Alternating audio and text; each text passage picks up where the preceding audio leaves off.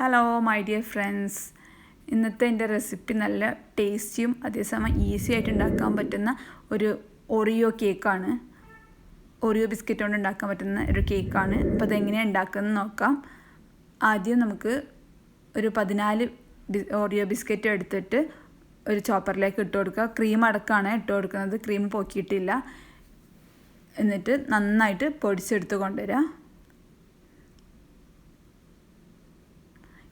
അപ്പോൾ ഞാനിത് പൊടിച്ചെടുത്ത് കൊണ്ടുവന്നിട്ടുണ്ട്. ഇത് നമുക്കിനി ഒരു ബൗളിലേക്ക് ഇട്ട് കൊടുക്കുക. ഈ കേക്ക് ഉണ്ടാക്കിയെടുക്കാൻ ഓവനോ മുട്ട മൈദ അതൊന്നും ആവശ്യമില്ല. അതുകൊണ്ട് എല്ലാവരും ട്രൈ ചെയ്ത് നോക്കണേ. ഇനി നമുക്ക് ഈ പൊടിച്ചെടുത്ത ഒറിയോയിലേക്ക് 1/2 കപ്പ് മിൽക്ക് ചേർത്ത് കൊടുക്കുക.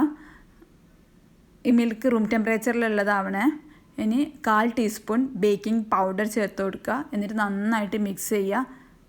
ഏത് കേക്ക് ഉണ്ടാക്കുമ്പോഴും അത് റൂം ടെമ്പറേച്ചറിലുള്ള മിൽക്ക് തന്നെയാട്ടോ ഒഴിക്കേണ്ടത്. ഇനി ഒരു പാൻ അടുപ്പത്ത് വെച്ച് ചൂടായി കഴിഞ്ഞാൽ അതിലേക്ക് നമ്മുടെ ബാറ്റർ ഒഴിച്ചു കൊടുക്കുക. പാന് നന്നായിട്ട് ചൂടാവരുത്, ഒരു മീഡിയം ഫ്ലെയിമിൽ മാത്രമേ ഇടാൻ പറ്റുള്ളൂ.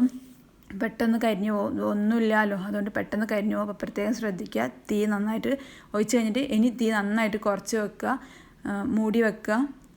ഒരു 4 മിനിറ്റ് കൊണ്ട് ഇത് പെട്ടെന്ന് റെഡിയാകും. അതുകൊണ്ട് 4 മിനിറ്റ് മതി. എനിക്ക് 4 മിനിറ്റ് കൊണ്ട് ഇത് റെഡിയായി വന്നിട്ടുണ്ട്. ഇനി നമുക്കതൊരു സ്ക്യൂവറോ ടൂത്ത് പിക്കോ എന്തെങ്കിലും ഉപയോഗിച്ചിട്ട് കുത്തി നോക്കാം. ഇപ്പോൾ അത് നല്ല ക്ലീൻ ആയിട്ട് വന്നിട്ടുണ്ട്, ഇവരൊന്നുമില്ല. അതുകൊണ്ടിത് പെർഫെക്റ്റാണ്, വെന്ത് കറക്റ്റായിട്ടുണ്ടെന്ന് മനസ്സിലായി.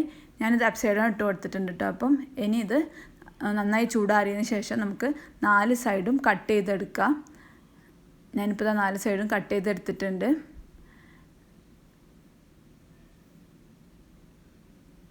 ഇനി ഞാനിത് നീളത്തിൽ കട്ട് ചെയ്യുന്നുണ്ട് കേട്ടോ. നീളത്തിൽ കട്ട് ചെയ്യുന്നത് ഇങ്ങനെ ഓരോ ലെയറാക്കി വെക്കാൻ വേണ്ടിയിട്ടാണ്. ഓരോ പീസും ഓരോ ലെയറാക്കി വെക്കുന്നുണ്ട്. ജസ്റ്റ് ഇത് നടുവിൽ ബ്രേക്കായി പോയത് മക്കൾ ജസ്റ്റ് ഇങ്ങനെ കട്ട് ചെയ്തുകൊണ്ടാണ്, അല്ലെങ്കിൽ നന്നായിട്ട് കിട്ടും. പിന്നെ ഞാൻ വിപ്പിംഗ് ക്രീം അടിച്ചെടുക്കാൻ പോവുകയാണ്. വിപ്പിംഗ് ക്രീം ഞാനിവിടെ യൂസ് ചെയ്തത് വിക്ടോറിയേൻ്റെ ക്രീമാണ്. ഇത് നല്ലൊരു ക്രീമാണ് കേട്ടോ.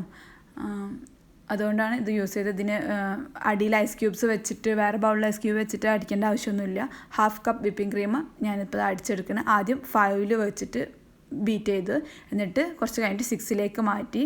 അതിൻ്റെ സ്പീഡ് കേട്ടോ, ബ്ലെൻഡറിൻ്റെ സ്പീഡ് 6 മാറ്റിയിട്ട് ഇപ്പോൾ അത് നന്നായി സ്റ്റിഫ് പീക്കായി വന്നിട്ടുണ്ട്. ഈ ക്രീം അത് നോൺ ഡയറി വിപ്പിംഗ് ക്രീമാണ്. നമ്മൾ അൽമറായിൻ്റെതൊന്നും ഇത്രക്കും കണ്ട് നന്നായി കിട്ടാറില്ല കേക്ക് ഉണ്ടാക്കുമ്പോൾ കേട്ടോ. ഈ ക്രീം നല്ലതെന്ന് പറഞ്ഞത്. മറ്റേ പുഡിങ്ങിനൊക്കെ അൽമറായും ഓക്കെയാണ്, പ്രശ്നമൊന്നുമില്ല. ഇനി ഇത് ഓരോ കേക്കിൻ്റെ ഓരോ പീസിലേക്കും ഇതിങ്ങനെ തേച്ച് കൊടുക്കുക, ഓരോ ക്രീം തേച്ച് കൊടുക്കുക. നിങ്ങൾക്ക് ഇഷ്ടമുള്ള പോലെ ഡെക്കറേറ്റ് ചെയ്യുക കേട്ടോ. ഞാൻ എൻ്റെ ഒരു സ്റ്റൈലിൽ ചെയ്യുന്നത് മാത്രം. സെക്കൻഡ് ലെയറും ഞാൻ വെച്ച് കൊടുത്തിട്ടുണ്ട്. അപ്പോൾ അത് അടുത്ത സെക്കൻഡ് ലെയറിലേക്കുള്ള ക്രീം തേച്ച് കൊടുത്തു. നന്നായിട്ട് എല്ലാ സൈഡും ഫുള്ളായിട്ട് ക്രീം തേച്ച് കൊടുക്കുക. എന്നിട്ട് നന്നായിട്ട് തേച്ച് പിടിപ്പിക്കുക. ഇതാ ലാസ്റ്റ് ലെയറും കൂടെ വെച്ച് കൊടുത്തിട്ടുണ്ട്. ഇനി അതിൻ്റെ മുകളിലും ക്രീം തേക്കുക. എന്നിട്ട് ഇത് നന്നായിട്ട് തേച്ച് കൊടുക്കുക കേട്ടോ. എന്നിട്ട് ഇത് നമുക്ക് ഫ്രിഡ്ജിലേക്ക് മാറ്റാം. ഫ്രിഡ്ജിൽ മിനിമം 2 മണിക്കൂറെങ്കിലും വെക്കണം. ഇന്നുണ്ടാക്കി നാളെ കഴിക്കുന്നതാണ് കേക്കുകളൊക്കെ പ്രത്യേക ടേസ്റ്റ്. അതുകൊണ്ട് കേക്ക് ഉണ്ടാക്കുമ്പോൾ അങ്ങനെ ചെയ്യുക, അതാണ് നല്ലത്. ഇപ്പം ഞാനിതിപ്പോൾ ഇന്ന് ഉണ്ടാക്കി വെച്ചിട്ട് ഇന്ന് രാത്രി വൈകുന്നേരമൊക്കെ ഉണ്ടാക്കിയിട്ട് നാളെ രാവിലെ എടുത്ത് കട്ട് ചെയ്യും. അപ്പം നല്ല പെർഫെക്റ്റായിട്ട് കിട്ടും. അപ്പോൾ ഇങ്ങനെ നമ്മൾ തേച്ച് വെക്കുന്നതൊക്കെ നന്നായിട്ട് തേച്ച് വെക്കുക. തണുത്ത് കഴിഞ്ഞാൽ പിന്നെ ചെയ്യാൻ പറ്റില്ല. അപ്പോൾ അതങ്ങനെ തേച്ചിട്ട് ഞാൻ ഫ്രിഡ്ജിലേക്ക് മാറ്റിയിട്ടുണ്ട്. അടുത്തതായിട്ട് നമ്മൾ ഗണാഷ് ഉണ്ടാക്കാൻ പോവാണ്. ഒരു പാത്രത്തിൽ വെള്ളം വെച്ചിട്ട് നന്നായിട്ട് തിളപ്പിക്കുക. അതിൻ്റെ മുകളിൽ ഒരു ബൗൾ വെക്കുക. ബൗളിൽ ചോക്ലേറ്റും 4 to 5 പീസ് ചോക്ലേറ്റും 1/4 കപ്പ് വിപ്പിംഗ് ക്രീമാണ് അടിച്ചത്. വിപ്പിംഗ് ക്രീം അടിക്കാത്ത കേട്ടോ, വിപ്പിംഗ് ക്രീം നോർമൽ വിപ്പിംഗ് ക്രീമും കൂടിയാണ് ഒഴിച്ചു കൊടുത്തത്. എന്നിട്ട് നന്നായിട്ട് ഇളക്കി കൊടുക്കുക.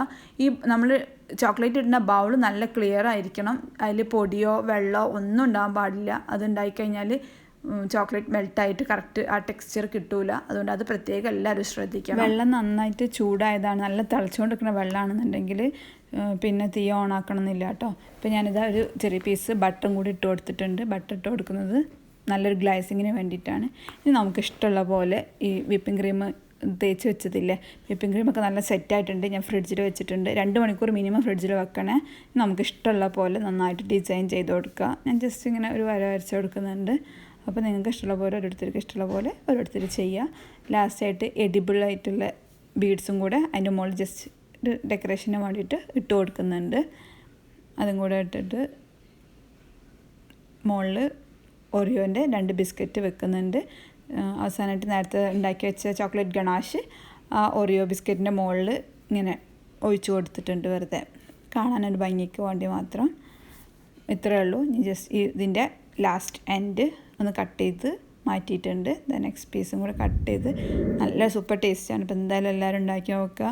ഇഷ്ടപ്പെട്ട കമൻറ്റ്, ലൈക്ക്, ഷെയർ ഒന്നും മറക്കണ്ട. അപ്പം ഓക്കെ, താങ്ക് യു.